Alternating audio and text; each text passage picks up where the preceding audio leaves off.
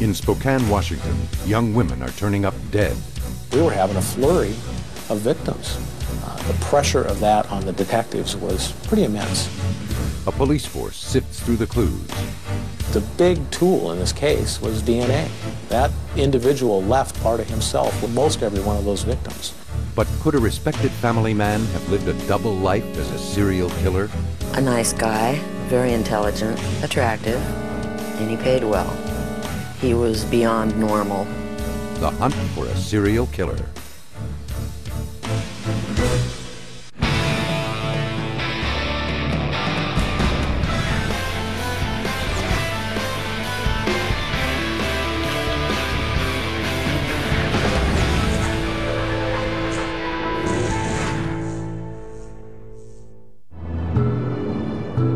This is Spokane, Washington. It's a quiet community of nearly 200,000, where computer wizards, healthcare workers, and Air Force personnel reside. But for 2 years, something strange and frightening was going on. Dead bodies of women began surfacing, one after another. Jennifer Joseph. Heather Hernandez. In August of 1997, the bodies of 16-year-old Jennifer Joseph and 20-year-old Heather Hernandez were found on the very same day. In a city where the average murder rate is 5 a year, that was enough to send a chill throughout the community. A body is found this afternoon only a mile from the shallow grave of a murder. And sheriff's deputies uncover another dead body just south of Spokane. There was quite a bit of terror. You know, there was a lot of fear on the part of residents who lived there. And for Sergeant Cal Walker of the Spokane County Sheriff's Office, those two bodies raised a puzzling question. You have to wonder right then and there, in a community our size, if something isn't connecting those two individually. The two murders triggered the police to take a second look at other unsolved crimes. Shannon Zielinski. Melody Murfin. In June 1996, the body of Shannon Zielinski had been discovered, and in May 1997, Melody Murfin had been reported missing. It took about 4 victims, I think, into this, that finally the detectives said, wait a minute, we've got a bigger problem here. The bodies kept turning up. You're talking a community that has never experienced one of these types of cases. The latest is 29-year-old Darla Sue Scott. In November 1997, police found Darla Scott dead. The next month, the bodies of Laurel Wasson and Sean McClanahan were found on the same day. And 2 months later, in February 1998, Sonny Oster became another victim. Many of these women knew each other. They were all prostitutes and hooked on drugs. They walked the streets of East Sprague, the Skid Row of Spokane in the downtown area. It's a split-second decision. You just either jump in the car or you don't. It has a lot to do with how they speak to you, how they look. Now, with the bodies of more prostitutes turning up, it seemed that someone was specifically targeting them. We really would like the public's assistance in letting us know. That's becoming frighteningly familiar. The bodies of young women. They found her, I believe, in February, but she was probably had been gone since back in October. Authorities discover a dead body just a mile away. The body was just off the roadside underneath a pile of leaves. This after more than a dozen prostitutes have been found murdered since 1980. Police feared they had a serial killer on the loose. A lot of serial killers choose prostitutes because of their lifestyle. They're a very vulnerable group. With a normal person, that normal person just doesn't jump into a car with an unknown individual, and prostitutes do that. That's how they make the money to support either themselves and their families or their drug habits. The question now, could a serial killer have struck again? Within just a 2-year period, 12 women had been murdered. 97 and 98, we were having a flurry of victims.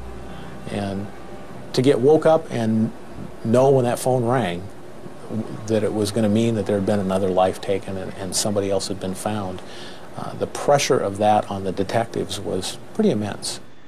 All right. By 1998, a task force had been formed to catch the serial killer.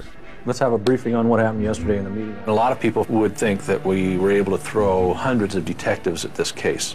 If you were in Los Angeles, that's exactly what you would see. In Spokane, we were lucky to put 8. Police estimate the woman was between 25 and 35 years old, about 5'6". My first briefing with the Homicide Task Force, the supervisors and the detectives all told me, Sheriff, we will solve this. We're going to solve this. That was their feeling from the very beginning. Next, the task force pieces together the clues. Children play in a world full of dirt and germs.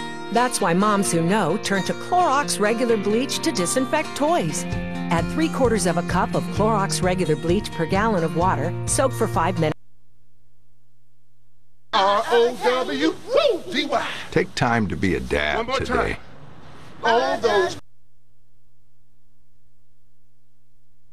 Every Friday. Usually, police and prostitutes are on the opposite sides of the law. Now they had to learn to trust one another in order to catch the killer. Mark Safaric is an FBI behavioral analyst. What the task force did was have 2 officers out there every night talking to these women. All the victims had been sexually assaulted and shot in the head. And when their bodies were discovered, a plastic bag had been tied around the head. Shannon Zelinsky. Sean Johnson. Belinda Mercer. A majority of them were left in rural sites, but at the same time we had some left right downtown, you know, a block or 2 from where they had been working. So there was a mix of where the bodies had been left. The victims were all coming from a corridor that runs through Spokane. The prostitutes that work that area normally hang out within a pretty narrow focus in a particular area. And with the amount of times that our offender would have had to go into that area, it was highly probable that he had some type of police contact. Since East Sprague was such a small area, only 3 blocks long, detectives felt sure that one of them had seen the serial killer. Maybe the police already had him on file for a traffic ticket or for solicitation of a prostitute. Somewhere buried in those files could be clues leading to the killer. We felt real strong that that individual's name had to be someplace in those files. So what we were trying to do was build a database where we could go out and sift through different columns of information and see how many times an individual would show up in those separate columns. And based upon the number of times they would show up, they may rise in priority as to our contact. Police were out scouring the streets, while at the same time physical evidence from the bodies was being studied in the labs. An analysis of each victim was conducted for hairs, fibers, and any minute clues. It's now known that we had DNA, and that was one of the biggest things that we were able to utilize in linking our victims, along with ballistic evidence and other physical things that were left with the victims at their crime scenes. These women are really being taken off a very small area in Spokane, the Strip. So your offender is here, he's comfortable, and he's been operating for a long time. It was somebody who was living in the community, who was comfortable in this area. The profiler looked for something linking the crimes, a signature, such as the plastic bags that were tied around all the victims' heads. As we looked at this, there was a utilitarian aspect to the bags, using the bags. You're shooting someone in the head, then you can keep blood from getting in different locations by using bags. And so that was one very critical aspect, I think, of the cases. Surprisingly, most of the bodies were not hidden, but instead were close to the road. It was as if the killer didn't care if his victims were found. So the question is, why is he not concerned about these victims being discovered? And really the answer is because he doesn't believe that he can be linked to the victims. So profilers believe that the killer was someone who would not normally be associated with prostitutes. This woman works an area near East Sprague. I knew most of them out on the street. We all had children, families. They were all individuals all different, but yet we were all the same. We were like a family. We didn't talk about addictions and tricks. Mainly we talked about our families. The serial killer was a constant subject. It was always on women's minds. One woman said, if he picks me up, you can bet that I'll leave my mark. And she carried a huge knife, probably a 10-inch knife. A couple of girls thought they would be next. Linda Mabin talked about it. It was almost like she knew she was going to be a victim. Even when these prostitutes were at a very heightened state of alert, they were still getting into the car with this guy, which basically told us this isn't a monster. This guy is probably very normal looking, just very average looking. Next, the police close in on the serial killer. It was the discovery of victim Jennifer Joseph's last known whereabouts that would eventually break the case. There was a witness early on that had seen Jennifer Joseph leaving the East Sprague area with a man in a white Corvette. That was a pretty good indicator to us that that could have been the very last car that Jennifer Joseph had ever been in. Police compiled a list of every Corvette registered in Spokane County, eastern Washington, and northern Idaho. That information was then compared to lists in the database. Based upon that, there were a number of names that came out on multiple lists. Police interviewed the suspects on the list. One of them, Robert Yates Jr., an unlikely suspect, was a former military man. 2 different patrolmen at some period of time had had contact with Mr. Yates, once in the white Corvette and once in another vehicle. So they had gone into a batch of intelligence information. Yates, like the others on the list, was asked to take a DNA test, but he declined. We then focused on his Corvette, which he had sold to another individual. We were able to find that Corvette, went and did a quick physical examination, a quick look of that Corvette, and at the same time, because of evidentiary fibers that had been recovered on other victims, decided that we would pull fibers from that particular Corvette. The result? Fibers from the Corvette, similar to this car, matched those found on Jennifer Joseph's body. A search warrant was issued for the Corvette, and amazingly, bloodstains were still evident. And a button, like this one, believed to be Jennifer's, was discovered underneath the floorboards. It's almost like I think she might have had a hand in somehow getting that button underneath the floorboard where it couldn't be found, because this person was meticulous about cleaning that vehicle and never found it all this time. Once we had that definitive link to show that Jennifer Joseph's blood was found in Mr. Yates's Corvette, that gave us what we needed to pursue a warrant for DNA on Mr. Yates. But the big tool in this case was DNA. That individual left part of himself with most every one of those victims. Preliminary results coming back from the lab have identified Mr. Yates as our suspect. Has Yates confessed? No, he has chosen not to speak to us. He's been given his rights, and he's chosen not to talk to us. On April 18, 2000, Robert Lee Yates Jr. was arrested and charged with the murder of 16-year-old Jennifer Joseph. Members of the Spokane Homicide Task Force announced today that they have successfully arrested the person responsible for the series of crimes in regard to the serial homicide. Yates, a former military helicopter instructor, lived in Spokane, worked at Kaiser Aluminum, and was married with 5 children. Sheriff, can you tell us initially what it was that led you to Yates? The white vet was really the link to Mr. Yates. Good evening. We begin tonight with a massive police investigation into the murder. Robert Yates Jr. is in the Spokane County Jail this evening. Spokane man is arrested for killing a prostitute. Robert Yates's arrest was for a single homicide, but police believed he had been responsible for many more murders. A Spokane man is being called Spokane's serial killer. It's the break Spokane authorities have been waiting for. Where 47-year-old Robert Lee Yates is being held on murder charges. His arrest stunned the community, including a woman who once dated Yates. I was sitting on a bar stool next door and was watching the news, having a drink, when his picture came on the news, and I almost fell off my bar stool. It was huge. There wasn't a day that went by that I didn't hear, if not in here, then on the street, somebody talking about Robert Lee Yates. Yeah. Oh, I can't even make one. A couple of people that I talked to said he always struck them as a good neighbor. He played catch with his son. But to the families of his victims, Robert Yates Jr. was a murderer. No matter what their lifestyle was, and they made some bad choices, there's no denying that.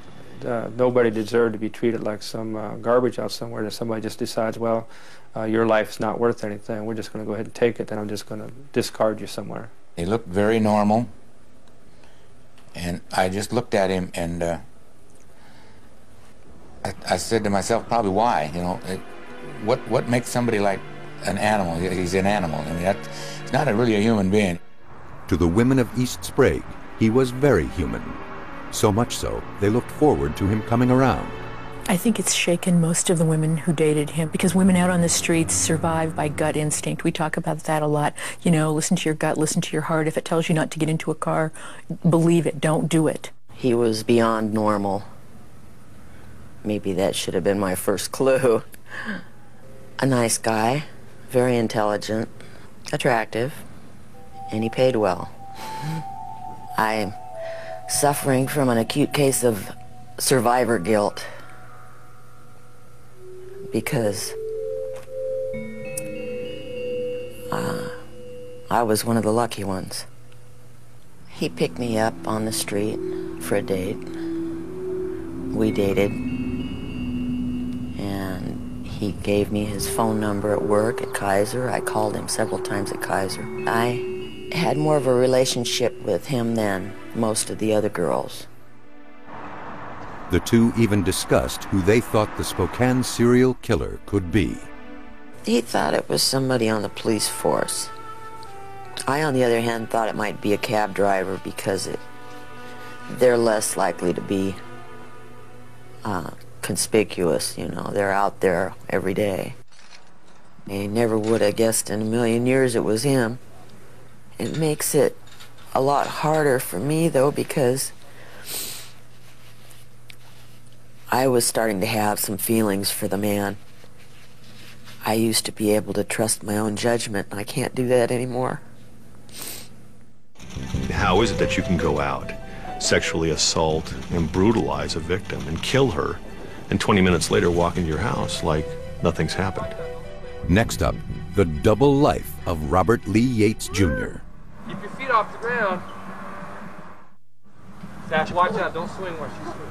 With the arrest of a suspect in the Spokane serial killings, everyone was asking, who is Robert Lee Yates Jr.? The fact that he's married and has children, for most people, is too uncomfortable. He's just a little bit too much like me. Lives in a house, has a job, he's married, has children. From all appearances, Robert Yates Jr. was an unlikely serial killer. Married for 26 years, he had 5 children, ranging in age from 10 through 25. The arrest shocked his father, who knew a very different Robert Yates. He did like to take his children hunting, camping mainly. They were too young to hunt. On his leisure time, he liked to go to ball games, and like baseball game, that's mainly what he liked. Yates grew up here on Whidbey Island, some 30 miles from Seattle. He had lived in the town of Oak Harbor. Bobby grew up a happy little kid, you know, and as he grew up, we got into sports more heavily, and I coached him 2 or 3 different times. He did better than average at school. He had a lot of boyfriends that they hiked together, and he was a great outdoorsman. We hunted and fished together and hiked in the mountains. The family were Seventh-day Adventists and active in the church. When it burnt down, the Yateses, including 16-year-old Robert Jr., pitched in to build a new one. Al Gaddy has been Yates's friend since childhood. When my mother passed away, his mother took me under her wing. So I was like his brother. I was part of the family. They went to church every weekend, but they also lived that type of life too. I never heard them cuss. I never even heard them raise their voice. There wasn't any alcohol in the family, no smoking. You know, they were a clean living family. In high school, Yates was a star baseball player. He sang in the choir and acted in school plays. In 1974, he married Linda Brewer, and they lived in Walla Walla, Washington, where he was a guard at the state penitentiary. The job didn't last long, and neither did the several jobs that followed. In 1976, Yates joined the Army, and that's where he seemed to have found his niche. He loved flying helicopters and became so good at it that he became a teacher's teacher and taught pilots how to teach flying. Throughout his 18-year military career, Yates had a distinguished record. While stationed in Germany, his family joined him. His whole family went over there with him, and he was there for 3 years or so. He also served in Fort Drum, New York, Fort Rucker, Alabama, Haiti, and Somalia. If you talk to the Army and about his record in the service, you know, he's an outstanding person. The military couldn't believe what he did. You know, they said he was one of their top instructors. In 1996, Yates quit the military and moved his family back to Washington and settled in Spokane. And that's when the string of murders began appearing. Police records show that in 1998, Yates was stopped by police for having a known prostitute in the car. He told police it was his daughter's friend and he was driving her home. And then, 2 days later, his 19-year-old daughter came to the county jail to report her father for hitting her. He was charged with misdemeanor assault. He was a strict dad. The kids grew up when he was in the service, and he was very much of a disciplinarian, and I thought that he was a little bit too tough on his children at times. From police interviews with family members, a very different picture of Yates came into focus. Domineering, abusive emotionally, abusive physically, ran the house sort of with an iron hand, and really a different person at home than he was, you know, outside. Emotionally distanced from them as well. And none of this really surprises us. The news of Yates's arrest on April 18, 2000 sent his family reeling. I only heard about the bodies the day he got arrested. Bobby's father-in-law called me and he said, Bob, your son has been arrested for killing a prostitute, been charged with killing a prostitute. So, man, my world just turned upside down. We cry about it every day, every day. I think it's the worst thing that ever could happen to any family. The question is Robert Yates, who lives on this street, connected to one murder and maybe more? As police were picking up Yates, other officers whisked Linda Yates and her children to an undisclosed location. There, friends, family, and police cared for them. I'm convinced Mrs. Yates did not have a clue what her husband was doing. A lot of people ask me, how can that be? There's nothing that would have led her to believe that her husband was involved in something like that. And again, she's as much a victim in this as some of the other, as our other ladies.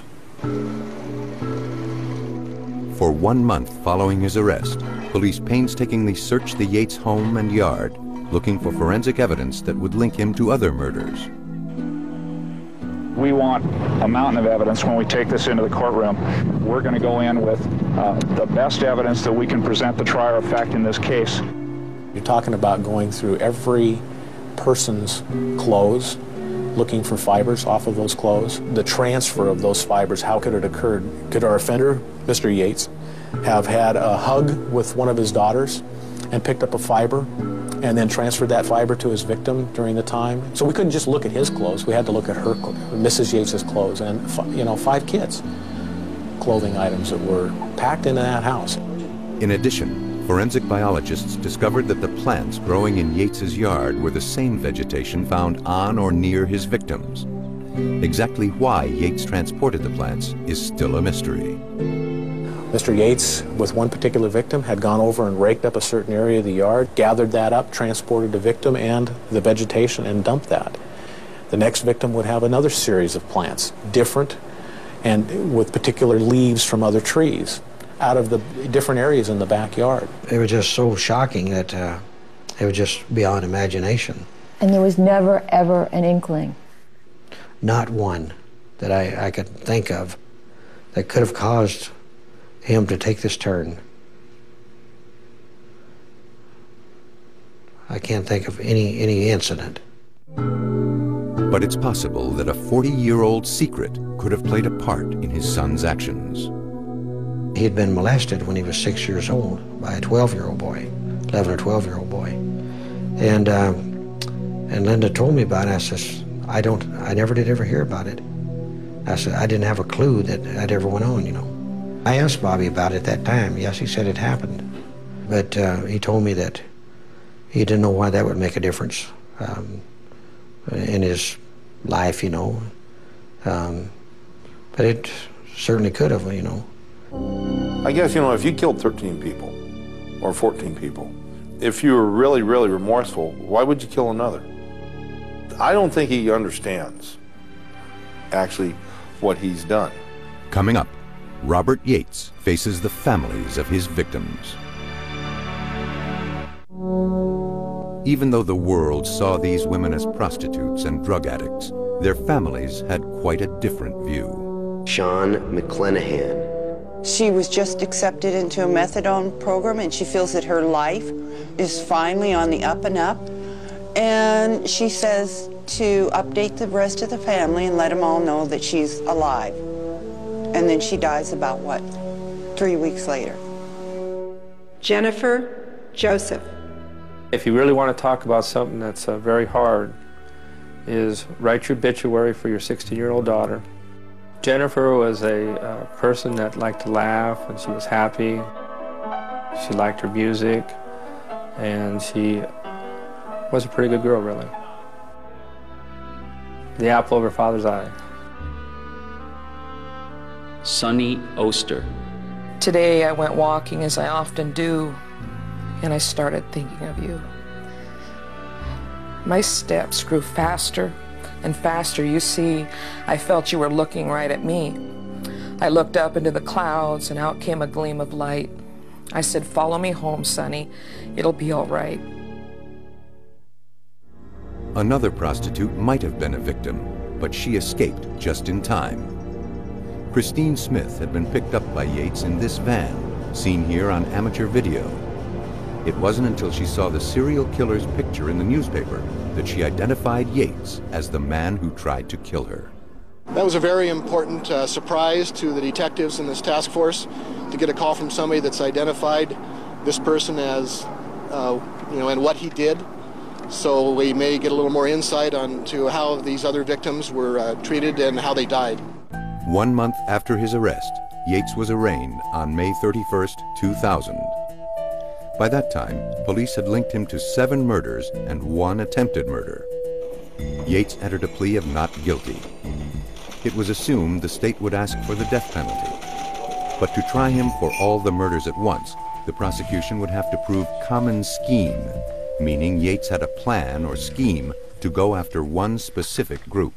We thought we had it, so we filed the charges. We went ahead, and then we started doing research. And I have an appellate deputy that works with me that is just excellent. And he's in computer contact with all the appellate deputies across the state. And his response back was totally against the common scheme or plan, especially in a case with 7 murders and 1 attempted murder. For it to be common scheme or plan, Yates would have had to kill all the prostitutes he had been with. But he didn't. Even so, the prosecution was still considering going for the death penalty. Fearing that, Yates's attorney offered the prosecution a deal. We want to keep Mr. Yates alive. We want to successfully defend him, and this is a part of that process. In return for a life sentence, Yates would not only admit to the 8 he was charged with, but solve 6 others, some going back more than 20 years to 1975. I knew from the investigation that we were missing 1 body, at least. Before the deal could even be brokered, prosecutors insisted that Yates take a polygraph test, confessing to all the murders. The results indicated that Yates was telling the truth. But the polygraph test became controversial when the Spokesman Review newspaper obtained the test and sent it out to other polygraph experts. We took that test to 2 national experts who said that, you know, the results of what we've got here, the results of this test are inconclusive, and you can't determine that this man was being truthful based on the information that you've presented us. Police thought if they could link Yates with the other unsolved murders of prostitutes, that would strengthen the case for common scheme. They were very angry. They made no attempt to conceal their frustration with the plea agreement. We had some real mixed emotions about that. And I think the majority of law enforcement had a feeling that with this type of offender and with the number of victims associated with this individual, if you don't use the death penalty here, where do you use it? In the meantime, the prosecutor wasn't going to make any deal without talking to the victims' families.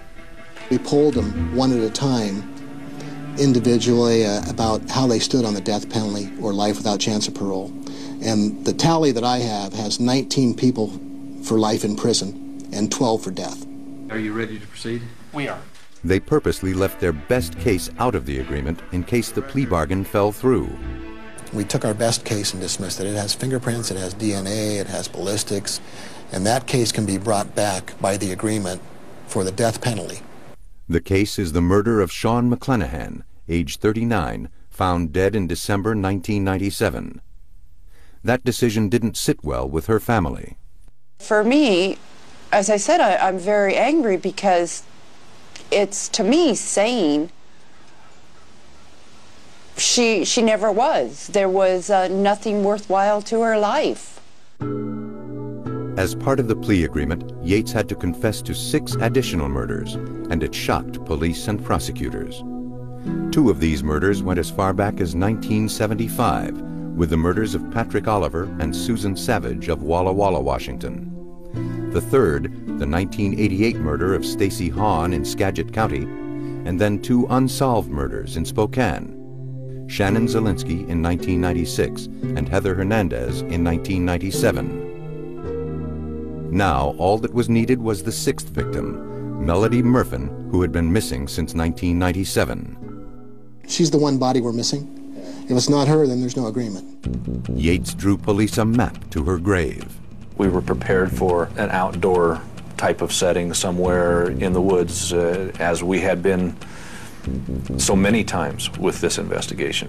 And it was a huge surprise for us to be led right back to the Yates home. No one could have ever imagined that Yates would be so bold as to bury one of his victims in his own front yard. Go back to his residence and find that body buried underneath one of those particular flower beds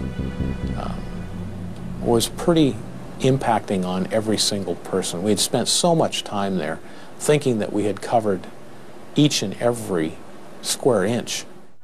You know, we have all this money and all this time put into this task force, and they didn't find her when they scanned the yard the first time, nor the second time. I went a long time without my mother.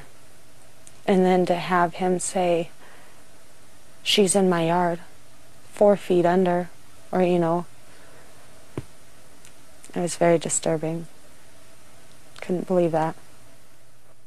One of the most interesting things to the investigators was that Melody Murfin was buried right outside the headboard of his bedroom. I asked him, I said, now how can you sit there and you go to bed and make love to your wife at night with this, this body down below your bedroom window? He goes, it was nothing like that. He says, no, it was back in the corner and it was 3 feet deep. And apparently it was wrapped in plastic and all that kind of stuff. Police were anxious to question Yates, but because of the plea agreement, prosecutors had no leverage to make him talk about his methods or motives. He did look like a regular guy. For the families looking for answers, this was a bitter pill to swallow, even though they understood that the agreement led to solving 6 murders. Still, they can't accept that Yates, in the end, determined his own destiny. Count 1, 20 years. Count 2, 20 years. Why did we have to give that sick man a plea bargain to find my mother? They searched many times, and they didn't find her. you know, and now because they didn't find her, he gets to live. How can you kill so many women and still be able to live? Next, Robert Yates talks to the families of his victims. Would you stand, please? In a packed courtroom on October 26, 2000, Robert Lee Yates Jr. stood and faced the families of his victims. To the charge of murder in the first degree as set forth in count 1, victim of Susan P. Savage, how do you plead? Guilty, Your Honor. Patrick Oliver, how do you plead? Guilty, Your Honor. Stacy E. Hahn, how do you plead? Guilty, Your Honor. Shannon Zielinski, how do you plead? Guilty, Your Honor. Yates pleaded guilty to 13 murders and 1 attempted murder. Heather L. Hernandez, how do you plead? Guilty, Your Honor. Jennifer A. Joseph, how do you plead? Guilty, Your Honor. Then, for the first and last time, Robert Yates spoke to his victims' families. Nothing I can say will erase the sorrow, the pain, and the anguish that you feel and that I've caused in your lives. I've caused much sorrow, much pain. You can't know how much pain I know I've caused for all of you and my family. I've taken away the love, the compassion, and the tenderness. To the family and friends of Shannon Zielinski, I am sorry. To the family and friends of Heather Hernandez, I am sorry. To the family and friends of Jennifer Joseph, I am sorry. Yates went down the list of his victims and apologized to each of their families. To the friends and family of Darla Scott, I am sorry. To the friends and family of Sonny Oster, I am sorry. To the family and friends of Sean Johnson, I am indeed very sorry. He also told them he had found God. In my struggle to overcome my guilt and shame, I have turned to God. Sir, why did you do it then? That's all I have, Your Honor. Mr. Yates? Okay, ma'am, please be seated. The families took the opportunity to speak directly to Yates. I want him to sit in prison the rest of his life in a little tiny 3x3 maybe room with all the pictures of these dead girls so he can look at them and remember what he did. Your Honor, I still cannot believe that a brutal murderer like the Spokane serial killer can plea bargain to save his life. Who was there to plea bargain for my daughter Jennifer and all the other daughters and a son that were brutally murdered and left like garbage? I know the remorse and sorrow you feel is for yourself and not the countless women you so cruelly murdered. The main question is why did she have to die? He had no right to take her life. And I hope you rot in hell. I had great remorse for them. I felt right along with them, having all these other losses I've had. So I felt so bad for them. You're a sick monster, and you will be judged. You've murdered my brother, and you don't deserve to live. God will not forgive you, Mr. Yates. You killed my mom. Then, Robert Yates Jr.'s daughter, Sasha, and her grandfather addressed the court. I feel immensely terrible that this happened. It feels like a dream. I'm still in shock.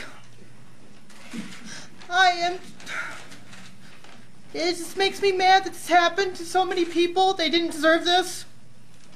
No one deserves to be killed like that. No one.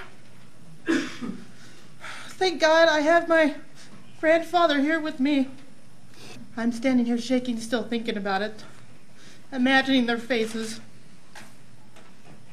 how they feel about us, how much they probably hate us. Finally, the courtroom became still as Robert Yates Jr. was sentenced to a total of 408 years without parole. You will live with the thoughts of all of these deaths for the rest of your life. But it's not all over for him. Yates must face even more murder charges, this time in Pierce County, where prosecutors had rejected the plea agreement. Yates will now stand trial for the murders of Connie LaFontaine Ellis and Melanie Mercer. Their bodies were discovered near Fort Lewis in Tacoma in Pierce County, where Yates did National Guard duty. Prosecutors have asked for the death penalty. Yates has pleaded not guilty. We determined that there were not sufficient mitigating circumstances to merit leniency, and this morning we served notice to Mr. Yates and to his counsel that we would seek the death penalty. But Yates claims he's confessed to all the murders he's committed. The police don't believe him. There are more bodies out there. There are more victims. We've got some blood stains that are, right now are unaccounted for. And so we've got a lot of work to do over the next year. And authorities all over the country with unsolved murders are looking to see if Yates can be linked to any of them. One such case is that of the 1995 murder of a transvestite who worked as a prostitute near Fort Rucker in Alabama.